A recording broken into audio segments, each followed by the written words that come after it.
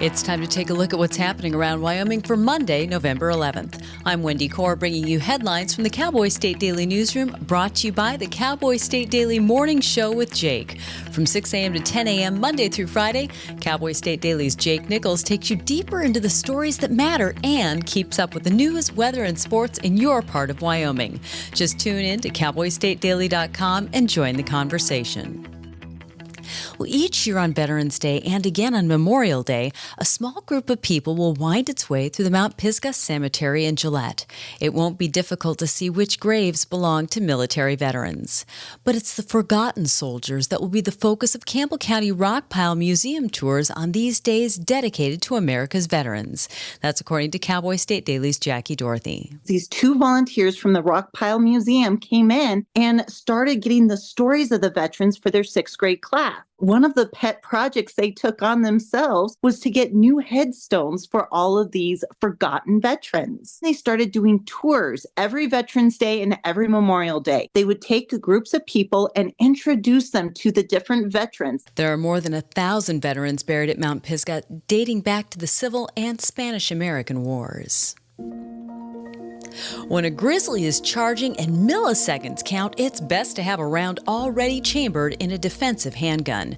That advice from experienced Wyoming outdoorsmen goes against what Cowboy State Daily's Mark Hines has always been told, but he said firearms have come a long way since his dad's days. It's been drilled in our heads, especially my head when I was growing up, and a lot of people will say this, don't have a round in the chamber. A lot of that goes back all the way back to the cowboy days when those old 1880s style revolvers, those things were weird. Even if the thing wasn't cocked, if you bumped the hammer just right, the thing would go off. Modern pistols, that doesn't really apply. The idea is if you get in a situation in the backcountry, it's going to happen really fast. It's probably going to be at close range. And so you have to have that extra 1 or 2 second advantage of already having a round chambered. Avid Wyoming hunter and mule deer conservationist Josh Corsi told Cowboy State Daily that it's best to have a round chambered in grizzly country, but it's safe only if hunters are familiar and well practiced with their handguns. A Mountain West Conference women's volleyball team with a player reported to be transgender is headed to the championship. Cowboy State Daily's Claire McFarland reports that San Jose's 2024 season has been marked by automatic forfeiture wins, including against the University of Wyoming. It's been a long saga since September of teams canceling their matches against San Jose State University, which is known to have a transgender player, a very formidable outside hitter, Blair Fleming. University of Wyoming canceled its match in early October and did not say why, even though later a team out of Reno would specifically say, we're concerned about fairness, we're concerned about safety. The University of Wyoming is ranked 7th in conference. Its team has forfeited 2 matches it was scheduled to play against SJSU, one scheduled for October 5th and the other slated for November 14th, chalking both up as Wyoming losses. Wyoming photographer Ken Dreesy has come across a lot of abandoned places in his treks across the Red Desert, but one place left him spooked. Dreesy is a retired University of Wyoming professor who taught ecology and geospatial science. He's traversed Wyoming and seen plenty of places that would give most people the heebie-jeebies, especially in the vast Red Desert.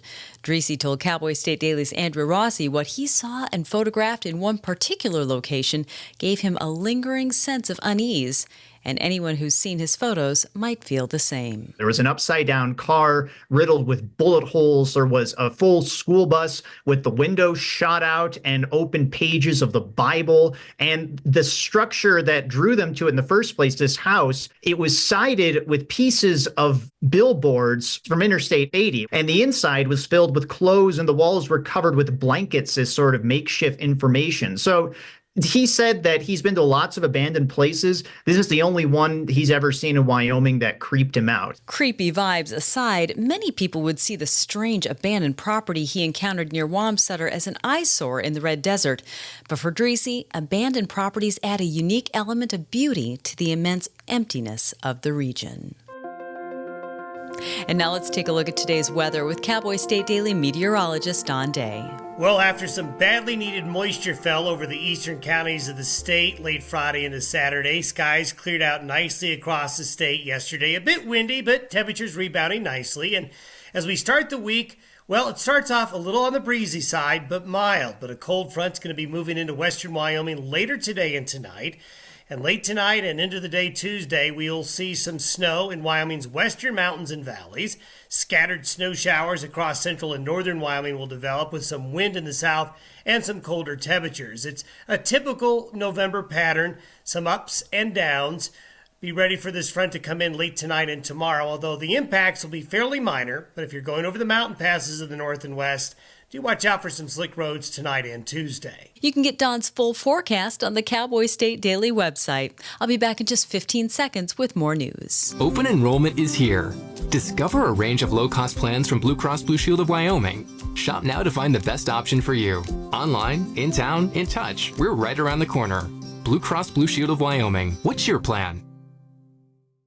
When the world dreamed up by Yellowstone creator Taylor Sheridan, the train station is a lawless corner of Wyoming where members of the Dutton family dump bodies and make their problems disappear. Cowboy State Daily's David Madison reports that locals in places like Ennis, Montana, where the Yellowstone spin-off series The Madison has been filmed, are weary of road closures and economic interruptions in their small towns.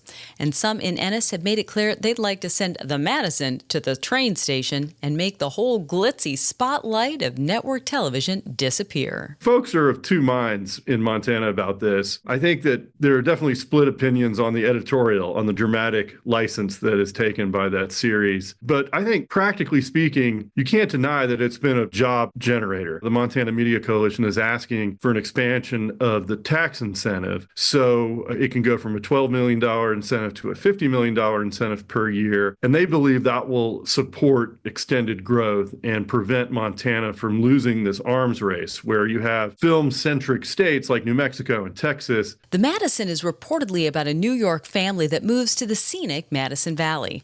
That plotline alone is bad news to some who want to keep the peaceful atmosphere in their quiet corner of Montana. Wheatland resident Charles Hoskinson is a very wealthy man. In fact, he's a billionaire, the co-founder of the well-known Ethereum blockchain platform, which he said is all the more reason to help people in North Carolina devastated by Hurricane Helene last month. Cowboy State Daily's Leo Wolfson spoke with Hoskinson about his recent philanthropic venture using his personal Black Hawk helicopter to deliver relief to hard-to-reach places affected by the hurricane. Some of these people were almost basically isolated from the outside world, which is why Hoskinson's helicopter was so valuable to be helping them out in this situation. For some people, it really caught them by surprise. They didn't expect to see a helicopter kind of landing in their backyards out of nowhere, but they certainly were grateful that he was able to do this. In many ways, Hoskinson's charitable response to disaster relief in North Carolina is simply one more chapter in his larger efforts to help rural communities. He's made donations to the Platte County Sheriff's Office, bought a fire truck for Wheatland Fire Rescue, and bought a restaurant in the town. One of the most popular destinations in the Bighorn National Forest in northern Wyoming is a 3.4-mile trail that takes visitors to one of the highest spots for spectacular panoramic views of the Bighorn Range. But the best view is boarded up and has been for decades. The historic Black Mountain Fire Lookout is still standing after 84 years at an elevation of 9,400 feet. The structure has seen better days, but Cowboy State Daily's Andrew Rossi reports that with enough investment, its future could look better than ever. Getting it repaired is going to be the immediate task because it's a popular trail and a popular spot that offers a great panorama of the northern Bighorns.